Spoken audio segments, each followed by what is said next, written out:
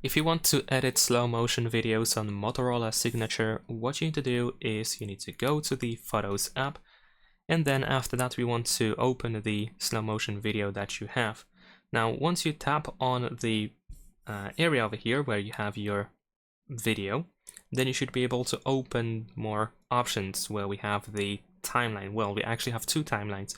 So this timeline where we have dots is the slow motion effect, and these dots that have more space between each other is the part of the video which is in slow motion. So we can actually grab by these lines that we have on both sides in order to choose the area that should be in slow motion. Of course, if you want to, you can extend it all the way to the full video, so then when you play it, the whole video will be in slow motion. And if you want just like a small part, then of course you can do so as well. And there we go.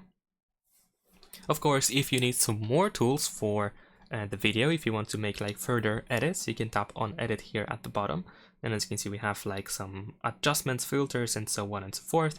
Also here we can see that we have the slow motion available, so as long as the video has this slow motion tag, you should be able to adjust the speed, for example, of the video, and so on and so forth. So that's pretty much it. Leave a like and subscribe.